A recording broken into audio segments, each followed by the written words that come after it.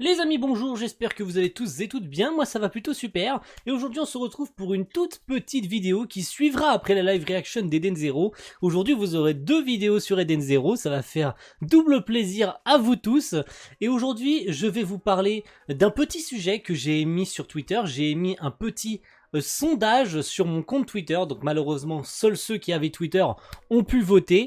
Je vous ai émis la chose suivante: quel est l'arc d'Eden Zero que vous avez le plus, que vous trouvez le plus triste slash effrayant depuis 2 ans? Et n'hésitez pas à justifier votre réponse. Donc j'ai eu pas loin d'une 50aine de votes, ce qui est vraiment pas mal. Et avec ces sondages, je vais donc faire un par un, en commençant par celui qui a eu le moins de votes, et ensuite pour terminer avec celui qui a le plus de votes, et bien sûr répondre un peu à tous les messages et à toutes les justifications que vous m'avez laissées. Bon, il n'y en a pas 36, mais on va voir ça ensemble et un peu voir, et de manière un peu subtile, vous expliquer pourquoi celui qui a eu le moins de votes, pourquoi il en a eu moins, et celui qui en a eu le plus, qui devrait, je pense, pas trop vous surprendre, mais qui moi un peu au niveau des votes, parce qu'il y a quand même un gros écart entre le deuxième et le premier, celui qui a le plus de votes. C'est assez énorme le nombre d'espaces qu'il y a entre le premier et le deuxième, mais on va voir ça tout de suite. Donc on va commencer par celui qui a eu seulement 3,8% des votes. On commence par Digitalis. Alors c'est vrai que Digitalis, si on remet le contexte en place, Digitalis nous permettait de découvrir la deuxième étoile brillante, ou plutôt la troisième, parce qu'on avait déjà eu Sister avec Gilst. Donc on retrouvait Armit, qui était donc la troisième étoile brillante du grand démon, voilà, qui était donc retenu, son cœur était retenu au sein de la planète Digitalis. Donc notre Shiki Team s'était rendu sur Digitalis pour retrouver Armit et la forcer à rejoindre l'Eden Zero. Enfin voilà, puisqu'elle était partie, elle s'était exclue dans ce monde virtuel afin d'y vivre, afin de pouvoir y mourir, afin de ne plus bouger de là, parce qu'elle en avait plus rien à foutre de la vie, et puis de toute façon elle avait été maltraitée. Donc finalement le meilleur moyen pour elle d'être tranquille, c'était de se rendre à Digitalis pour être tranquille, pour que personne la fasse chier.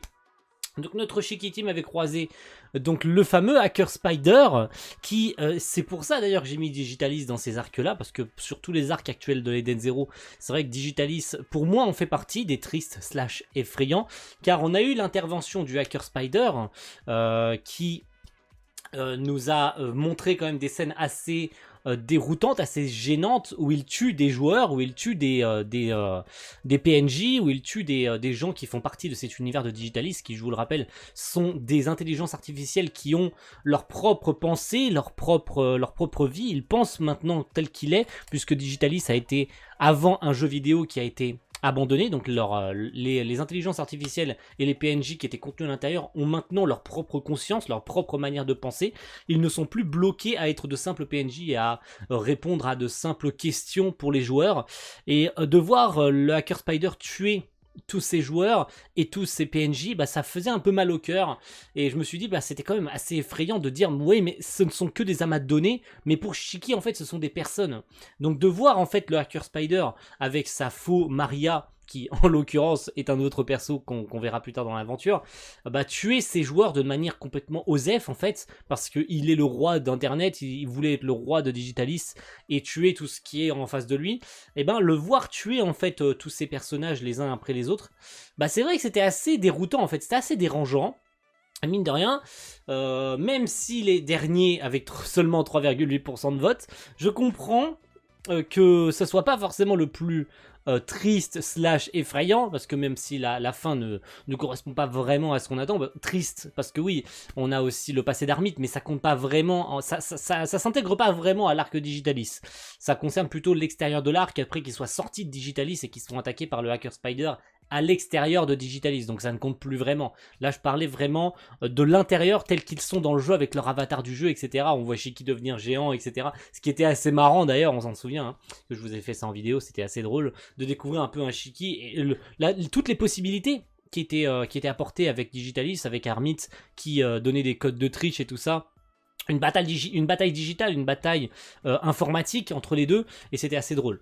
Mais le côté effrayant, c'est vrai que ça rejoint seulement ce côté dégueulasse, ce côté ignoble du Hacker Spider, qui a eu une fin digne de lui, hein, qui s'est fait complètement déboîter la tête par l'un des sbires de Draken, c'est bien fait pour lui. Et on va passer au deuxième. Le deuxième n'est ni plus ni moins que Gilst avec 13,2% des votes. Alors Gilst, c'est vrai que pour moi, je le considère comme un des arcs les plus effrayants. Je m'explique. On parle quand même d'une planète qui a été assiégée d'une manière ou d'une autre par Drakenjo, qui a transformé cette planète, qui était une planète touristique, en un lieu où tous les criminels de l'univers se rejoignent. Bon, après, on connaît aussi le Belial Goa, mais c'est une autre paire de manches. Gilst, c'est devenu un repère de brigands, c'est devenu un endroit où toute la peste de l'univers se rejoignent pour faire du trafic, et de toutes sortes de trafics, hein. Notamment on le voit dans cet arc, en l'occurrence le fameux trafic de bécubeuses demandé par Illega, la grenouille dégueulasse, là, le crapaud, ouais, on s'en souvient hein, de Illega. Bah il a fait du trafic, mais c'est une planète vraiment dégueulasse, on le voit déjà dès les premières pages, quand Rebecca et toutes les bécubeuses arrivent sur Gilst, on voit notamment une jeune femme qui meurt en fait devant eux, qui meurt devant leurs yeux, après avoir réussi à s'échapper de son maître en fait, de la personne qui l'a torturé et fait du mal tout ce temps, et de voir en fait toutes ces choses en fait, de voir toutes ces horreurs, de voir toutes ces crânes, toutes ces têtes de mort et tout un peu partout sur Gilst, tu te dis c'est pas une planète fréquentable du tout. Tu sais que si t'y vas, t'es pas sûr d'en ressortir vivant. Moi en tout cas ça m'a assez effrayé au départ, j'étais là waouh, où est-ce que Mashima il nous emmène? Il parle quand même, il a engagé le sujet de l'esclavagisme. Donc c'est osé, très très osé de sa part d'avoir balancé ce genre de choses, surtout ce qui fait subir ensuite à Rebecca et aux autres. Bon, après on a le côté un peu fanservice et comique des scènes, mais le côté plutôt où elles deviennent des esclaves, elles sont rendues à poil en fait pour servir de statue à Illega, et tout ce qui se passe derrière en fait, parce que mine de rien, même si on a la vision des héros, on ne sait pas derrière ce qui se passe sur le reste de la planète. Je peux vous dire que je pense que une fois que vous y atterrissez, vous n'êtes pas sûr d'en ressortir vivant. C'est un véritable gouffre, c'est une planète contenue par les pires espèces de l'univers, et c'est vrai que le côté effrayant, bon, triste, encore une fois, ça ne marche pas tellement, et je comprends pourquoi il n'a pas eu une majorité de votes pour le côté triste, mais plutôt pour le côté effrayant. Voilà, le deuxième, et qui a reçu 26,4% des votes, il s'agit de Sun Jewel. Ah, c'est une grosse surprise, je pense, pour certains qui s'attendaient à voir, qui ne s'attendaient pas à voir Sun Jewel en deuxième position. Et ben Sun Jewel, je pense que, et vous allez tous être d'accord avec moi, et on viendra parler ensuite, une fois qu'on aura fait le tour, des réponses qui m'ont été laissées sous le tweet. Sun Jewel a vraiment le côté triste, pas vraiment le côté effrayant. Le côté effrayant, il se rapporte surtout au flashback concernant Valkyrie qui protège tout le monde, qui aide la planète, qui par son flashback en fait, qui par son histoire nous raconte qu'elle a protégé et sauvé Paul et tous les membres de ceux qui travaillaient dans le camp de travaux forcés sur Sun Jewel, avant que la Dame Écarlate ne devienne bien sûr celle qui dirigera la planète. Bon, maintenant on ne sait pas où elle est, et tant mieux, on s'en fout complètement, j'ai plus aucune pitié pour elle, je m'en fous complètement de ce qu'elle est devenue. Elle peut être devenue une chienne, elle peut être morte, je m'en fous complètement, j'ai une haine totale envers ce personnage. Je peux vous dire que je m'en fous complètement de son sort et de ce qu'elle est devenue, hein. Complètement, je m'en fous complètement. Mais Sun Jewel a le côté vraiment triste. Pas le côté effrayant concernant comparé à ces deux précédents arcs. Sun Jewel a le côté triste pour le décès de Valkyrie. C'est là où Mashima, il a mis un point important sur la table. Il a regardé en face son éditeur, il a fait, mec, là je suis en train de redevenir sérieux, je suis capable de faire mourir mes personnages. Là où dans Fairy Tail, il avait un côté plutôt jeu, un côté enfant gâté, où il voulait pas faire mourir ses personnages, ou quand il le voulait, son éditeur ou la Kodansha lui disait non, ne le fais pas mourir, on va le garder le plus longtemps possible, etc. Ou si au moins tu essayes de le faire mourir. Si Mashima insistait pour le faire mourir, et bien son éditeur lui disait fais-le revenir en fait. Oh, débrouille-toi, fais-le revenir. C'est pour ça qu'on a eu le droit au Gadjil qui revient, ou au Makarov qui n'est pas vraiment mort. Voilà. Il y a eu toutes ces contraintes-là avec Fairy Tail à l'époque. Et dans Eden Zero, là, on a eu le droit à quelque chose d'incroyable avec la motherfucking mort de Valkyrie. Et elle est éternelle, elle ne reviendra jamais, ça a été confirmé, reconfirmé, reconfirmé, vous vous en souvenez tous, vous m'avez tous dit, Mashima il va faire revenir Valkyrie, c'est pas possible, elle peut pas mourir, sans Valkyrie comment les héros vont faire, c'est obligé, Valkyrie va revenir. eh ben, Mashima a fait mourir Valkyrie. Il ne l'a pas fait revenir. Et ça, c'est beau. Je le dis en toute impunité, c'est beau en fait ce qu'il a fait.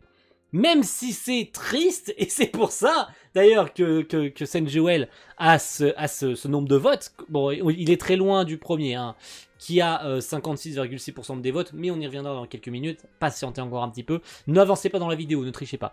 Eh ben, d'avoir fait mourir Valkyrie, je trouve que c'est l'une des choses les plus sensées et les plus osées que Mashima ait pu faire dans tout Eden Zero sur 114 chapitres. Je trouve ça hyper respectueux et hyper respectable de sa part. Après tout ce qu'il nous a fait subir dans Fairy Tail, à pas vouloir faire mourir les persos, il est enfin revenu à lui et il a enfin décidé de redevenir sérieux tel qu'il l'était sur Rave Master, où il avait osé faire mourir un nombre de personnages incroyable. On s'en souvient. Peut-être que vous l'avez jamais vraiment remarqué, mais dans Rave Master, Mashima, il avait aucune pitié pour ses persos. Hein.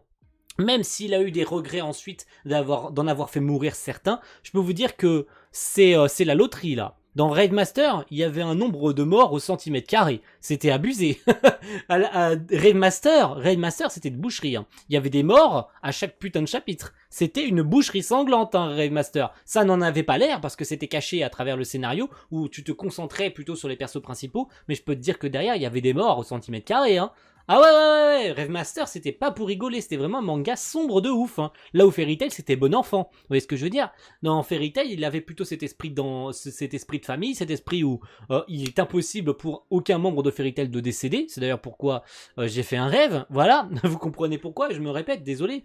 Mais voilà, et là, dans Eden Zero, il a de nouveau retrouvé ses instincts, il a de nouveau retrouvé ses esprits, il a regardé son éditeur en face, il a fait « Mec, je vais faire mourir mon personnage. Tu m'en empêcheras pas. Elle mourra et elle ne reviendra pas, gros. C'est mort. » Justement, le mot est fort. C'est mort. Elle ne reviendra jamais. Valkyrie, elle est morte. Je vais bien développer son background, bien développer son passé avec Mura, et je vais la faire mourir, gros. Elle ne reviendra pas. Et c'est véridique. Elle ne reviendra pas. Ça a été répété et re-répété. Vous l'avez voulu, vous l'avez espéré très fort en tant que lecteur. Moi, en tout cas, je suis très heureux que Valkyrie... C'est dégueulasse de dire ça, je suis désolé. Hein. Mais écoutez-moi bien. Je suis content que Valkyrie soit morte. Je sais pas si ça se fait de dire ça, mais je suis content qu'un personnage soit mort dans un manga. Pour faire avancer l'intrigue. Je trouve ça hyper intelligent d'avoir fait mourir Valkyrie. Voilà. Voilà, je pense avoir fait un petit peu le tour de Senjuel. Et le grand gagnant, celui qui a eu donc 56,6% des votes, ce qui est 2 fois plus que... beaucoup plus, oui, mais 2 fois plus que Senjuel. Il s'agit bien évidemment de Belial Goa. Eh ouais, Belial Goa, gros. Belial Goa, je pense que c'est actuellement l'arc qui a beaucoup plus le côté triste / effrayant de tout le manga à l'heure actuelle. Alors j'aurais pu rajouter Foresta pour le côté les machines qui rendent en esclavage les humains. J'aurais pu rajouter d'autres trucs, des mini-arcs. Mais bon, les mini-arcs de 3-4 épisodes, je les compte pas. Tu vois, Gilst, il a été assez long. Il a fait à peu près 10 chapitres. Digitalis, pareil. Belial Goa, il était pas loin des 20 chapitres par rapport aux autres. Et Senjuel, pareil, on était pas loin des 20 chapitres. Donc, Mashima, il fait des arcs assez courts. Mais il arrive à faire des trucs de ouf, tu vois. Et Belial Goa, je pense que c'est sûrement l'arc le plus triste pour le côté décès du personnage principal. Là, mon gars, là, Mashima, il a posé ses énormes couilles sur la table. Il a regardé. Il est allé en réunion avec la Kodansha. J'allais dire la Shueisha, je suis désolé. La Kodansha, il a pris ses couilles, il les a posées sur la table, et il a fait, les gars, ça c'est du jamais vu. C'est du jamais vu, les gars. Écoutez-moi bien, vous allez pas en revenir. Vous allez me traiter de fou. Je vais faire mourir mon personnage principal. Et là, je pense qu'ils ont dû tous le regarder de travers, ils ont dû lui faire « Non mais t'es fou. Genre vraiment t'es fou. Tu vas faire mourir ton personnage principal, mais ça va pas à la tête. Mashima Sensei, ça va pas à la tête. Vous allez faire mourir votre personnage principal, ça va pas. » Et pourtant, il les a enculés à sec. Vraiment, il les a tous enculés, il a fait « Hé, oh, calmez-vous. J'ai une autre solution. » Le voyage dans le temps. Et là, je pense qu'il les a tous douillés, mon gars. Il les a vraiment tous douillés. Et il nous a balancé le coup du Cat Leaper. Et ouais, Mashima, il a douillé tout le monde. Ouais. Et c'est d'ailleurs l'un des passages qui fait que tout le monde a arrêté le manga.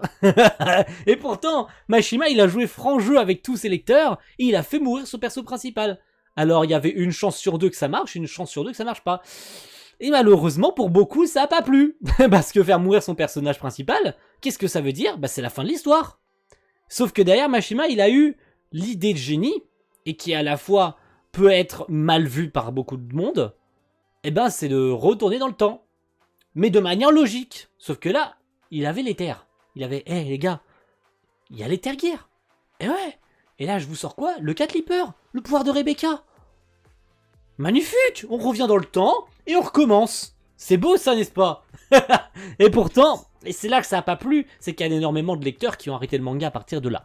Parce qu'ils ont trouvé ça complètement n'importe quoi, en fait, de revenir comme ça. Là où on avait eu une mort de Shiki qui était incroyable, toute la Shiki Team s'était retrouvée déglinguée par Drakenjo. Drakenjo avait vaincu, ils les avaient tous vaincus, Drakenjo il avait gagné. Et il les a tous humiliés, il a coupé le bras de Wise, il a marché sur la tête de Shiki, Shiki qui était psychologiquement complètement HS, qui s'est mis à pleurer. Mon Shiki, on se rappelle, c'est quelqu'un d'assez jeune, c'est quelqu'un qui est trop insouciant, qui a foncé dans le tas, et Drakenjo lui a bien fait comprendre que l'amitié, là, c'est pas la chose qui le sauvera. Pourtant, Shiki, il a osé le regarder dans les yeux, il lui a dit, toi, la prochaine fois qu'on se verra, je te démontrerai la gueule. Sauf que Drakenjo, il a fait, non, mais en fait, on se reverra jamais, parce qu'en fait, tu meurs. Et il lui a tiré une balle entre les deux yeux. Ok? Ça va? C'est bon? Et là, Mashima, il a osé jouer franc jeu, il a osé déglinguer tous les shonen qui existaient à ce moment-là. Bien sûr, c'était un coup de génie, ou plutôt un coup de folie, de faire ça, de faire mourir son personnage principal, et plutôt, après, d'utiliser le côté « je reviens dans le temps », avec une facilité scénaristique ou pas, ça dépend vraiment comment on le voit, hein, bien sûr. Si on le voit de cette manière, hein, bien sûr, faut faire la nuance, parce que si on considère que c'est vraiment un retour dans le passé, c'est assez flou en fait les pouvoirs du Cat Leaper. Il pourrait s'avérer plus puissante qu'il n'y paraît, on se rappelle de la phrase de Chao Mei qui disait que Rebecca n'avait pas encore maîtrisé 100% de son pouvoir et que clairement elle pourrait sauver l'univers. Voilà, contrairement à Shiki qui lui pourrait être soit le sauveur, soit le destructeur du monde. Donc Rebecca aurait un rôle très important à jouer et que pour l'instant le pouvoir de son Cat Leaper, il en est à quoi 10% de son utilisation. Donc finalement le fait de retourner dans le temps, ça serait genre 10% de son pouvoir. Elle pourrait être plus puissante que ça, surtout que là elle n'en avait pas conscience du retour dans le passé. Et donc elle pourrait être plus puissante qu'il n'y paraît. Mais vous voyez, le côté effrayant, il s'attirerait plutôt sur le côté où Drakenjo il a vaincu considérablement la team. Un Drakenjo qui nous était présenté comme quelqu'un de puissant, quelqu'un d'extrêmement effrayant pour la Shiki Team. On nous parlait quand même des générales galactiques démoniaques, dont Erzi fait partie, même si on ne connaît pas l'étendue de ses pouvoirs. On a eu la présentation de d'autres généraux galactiques après, comme Nero en l'occurrence. On a eu aussi du coup tout ce qui s'attirait par rapport à Draken, donc le fait qu'il avait foutu le bordel sur Norma, sa machine qui le maintenait en vie, donc on savait finalement qu'il n'était pas si puissant que ça parce qu'il tenait à peine en vie et qu'il absorbait la puissance et la force vitale des gens sur le Belial Goa. Et c'est pour ça d'ailleurs qu'il leur demandait de la thune, etc. et qu'il les a fait venir sur son vaisseau pour pouvoir continuellement aspirer leur énergie vitale pour pouvoir survivre et continuer à maintenir sa forme humaine, car étant une expérience de laboratoire, il ne pouvait pas vivre plus de 15 ans, mais grâce à cette machine, il a pu continuer à vivre plus d'une cinquantaine d'années, voire même plus. On ne sait pas vraiment quel âge avait Drakenjo à ce moment-là, et on ne sait toujours pas s'il est vivant, s'il est toujours vivant à ce moment-là. Est-ce qu'il est mort en prison? Est-ce qu'il a été jugé? Est-ce qu'il s'est enfui? Est-ce que le côté où on en avait parlé sur une théorie, ou est-ce que le fait que le croque-mitant ait mangé Norma 50 ans plus tôt, est-ce que Drakenjo, le Drakenjo jeune, serait toujours sur Norma à ce moment-là? Est-ce qu'il était sur Norma à ce moment-là 50 ans auparavant? Est-ce qu'il avait déjà quitté la planète? On ne sait pas trop, voilà, il y a énormément de choses encore à explorer dans Eden Zero. Et je comprends complètement qu'il y a eu 56% des gens qui aient voté pour cet arc qui est sur le côté triste et effrayant, le plus triste et effrayant. Je comprends complètement. Même si Sun Jewel était à portée de main sur le côté triste pour le décès de Valkyrie, eh ben Belial Goa, il avait plutôt ce côté triste par le décès de Shiki, la mort de Shiki, le fait que la Shiki Team s'y croyait un peu trop en fonçant dans le tas et en gagnant un peu facilement contre les éléments forts, un coup de génie aussi de la part de Wise qui avait gagné contre Laguna, mais qui a rapidement été rappelé à l'ordre par Faye. Voilà, il y avait énormément de choses. Et puis derrière, la Shiki Team a perdu. Ils se sont fait déglinguer, ils se sont fait tous capturer. Wise a perdu un bras, tout le monde s'est fait tuer. On ne sait pas ce que sont devenus les autres après, ce qu'est devenu Wise, ce qu'est devenu Omura, si elle est devenue... voilà, j'ai pas envie d'en parler, mais vous savez de quoi je parle. Voilà. Happy et Pino aussi qui sont devenus, qui sont morts en fait, si on peut le dire directement. Donc voilà, ce côté effrayant et triste, il était mélangé entre deux. Voilà, ce côté effrayant parce qu'on avait sous-estimé Drakenjo. La Shiki Team avait sous-estimé Drakenjo et il nous a montré en très peu de temps qu'il fallait pas le faire chier et que c'était une très mauvaise idée de le défier. Et puis le côté triste par le décès de Shiki et par tous ces, par les larmes en fait de Rebecca et d'Omura en fait, de voir Shiki étendu sur le sol et mort en fait, de voir une Rebecca qui a peur de Draken, qui flippait, on voyait sa tête quand Laguna est entrée dans la pièce 7 jours plus tard, elle flippait sa grosse mère. Vraiment, elle flippait sa grosse mère. Donc, c'était hyper chaud de voir ça.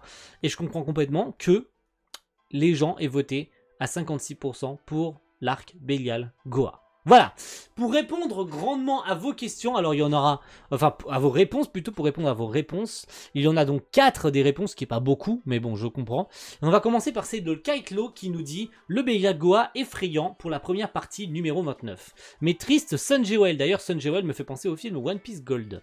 C'est vrai que sur le côté planète ou sur le côté vaisseau, enfin vaisseau, si on considère plutôt que c'est une île un peu à la One Piece Gold, c'est vrai que ça y ressemble, où tous ceux qui sont qui dépensent de l'argent, on se rappelle de One Piece Gold, hein, que tous ceux qui sont fauchés se retrouvent un peu comme des esclaves et qui ne peuvent plus quitter le vaisseau. C'est un peu la même chose avec Draken, hein. Est-ce que c'est une inspiration par rapport à One Piece ou pas? Je n'en sais rien. Peut-être y a-t-il une inspiration de la part de Mashima, mais on ne sait pas et on ne saura jamais. Mais c'est vrai que pour le côté triste, on a plus Sun Jewel, mais pour le côté effrayant, c'est vrai que c'est plus Belial Goa. Mais si on fait un mélange des deux, c'est vrai que Belial Goa est vraiment l'arc le plus triste / effrayant. N'hésitez pas bien sûr à me donner vos avis en commentaire.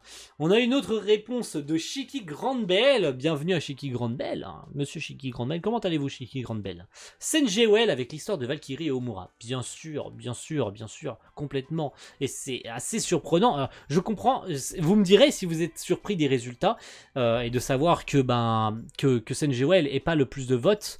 Parce que il y a aussi, j'ai précisé, triste / effrayant. Donc c'est vrai que c'est assez bizarre et c'est au niveau des votes c'était assez particulier de se dire est-ce qu'on va voter pour Sun Jewel pour le côté uniquement triste, et Belial Goa finalement est revenu en force et puis 56% des gens ont voté pour Belial Goa, donc voilà. Et Nova Dragnil qui nous dit triste, je dirais Sun Jewel, mais effrayant et triste clairement Belial Goa. Entre la mort de Shiki, la scène dans l'abattoir, la Viria, bref c'était vraiment la définition même du désespoir. Merci beaucoup Nova, tu as littéralement tout précisé, tout décrit comme il fallait. Et pour finir, Le Mort Corentin, un gros bisou à Le Mort Corentin, qui répond à beaucoup de mes tweets. Triste Senjewell, car il y a tout ce qu'il faut pour un excellent arc. Pour moi, cet arc est pour l'instant l'arc de référence. Pour ceux qui voudraient commencer Eden Zero, eh bien je leur parlerai de cet arc. Merci beaucoup pour ta réponse, Le Mort Corentin, et c'est vrai que tu as raison. Pour commencer Eden Zero, c'est vrai que l'arc de référence serait, ou plutôt les arcs de référence, ce serait Senjewell et Belial Goa. Mais après, c'est vrai que pour bien commencer Eden Zero et pour se mettre dans le bain, Sun Jewel est sûrement l'arc qui met beaucoup plus dans le bain, car c'est l'arc sûrement le plus sombre, disons-le. Même si Agil c'était un peu avant, mais c'est vrai que si tu veux vraiment te mettre dans le bain et te mettre directement dans l'action avec une mort, c'est Sun Jewel qu'il te faut. Voilà, merci à tous d'avoir regardez cette vidéo, j'espère qu'elle vous aura plu. Si vous voulez d'autres sondages en dehors de Twitter, parce que c'est vrai que la seule manière que j'ai de vous communiquer, ce sont les réseaux sociaux, car je n'ai pas l'espace communautaire de la chaîne, puisque ça se débloque à partir de 1000 abonnés. Donc si vous voulez avoir plus d'informations et vous voulez avoir ce genre de vidéos plus souvent avec des sondages, etc., il va falloir 1000 abonnés. Donc vous savez ce qu'il vous reste à faire. D'ici là, je ne pourrai que continuer à vous proposer ce genre de vidéos par rapport aux réseaux sociaux. Voilà. À moins que je vous prévienne avant et que je vous propose des stropoles dans les commentaires, à vous de répondre après sur ces stropoles et que je fasse des vidéos sur ces stropoles là. Mais c'est vrai que bah, vous n'êtes pas trop souvent à écouter les vidéos jusqu'au bout, donc parfois vous allez louper le stropole et vous allez me dire oui mais Zoraïsad t'as pas précisé pour le stropole, j'étais pas au courant, où est-ce que t'as mis ça, où est-ce que c'était, alors que si j'avais eu l'espace communautaire, je vous aurais marqué le commentaire, je vous aurais mis le stropole et puis vous auriez pu me répondre ensuite sous le commentaire de la communauté. Voilà, vous voyez ce que je veux dire, c'est assez compliqué, je veux pas vous forcer à vous abonner pour qu'on atteigne les 1000, c'est pas le but, bien sûr, je suis pas là pour ça, je suis pas là pour gratter des abonnés et atteindre 1000, mais voilà, c'est assez compliqué pour moi de vous communiquer les informations parce que tout le monde n'a pas les réseaux sociaux, tout le monde n'a pas Twitter et je peux pas faire ce genre de sondage en dehors tout en sachant que bah, y a des gens qui n'écoutent pas les vidéos jusqu'au bout ou qui ne font pas l'effort d'aller checker la description parce qu'à chaque fois j'ai 2-3 commentaires qui me disent mais où est-ce que tu lis ça ou comment t'as fait, alors que t'as juste à dérouler la description et tout est marqué dans la description. Mais apparemment les descriptions ça ne sert à rien parce que personne ne les lit, d'accord? Donc je ne peux pas faire plus pour vous, à vous de faire le nécessaire pour vous informer correctement. Moi, je veux bien essayer de vous faire des stropoles et de vous mettre ça dans la description et à vous d'y répondre après et de vous me dire ça en vidéo, mais pour ça, il faudrait encore écouter les vidéos jusqu'au bout. Merci à tous et on se retrouve très vite pour de nouvelles vidéos. A plus tout le monde. Ciao. Bye.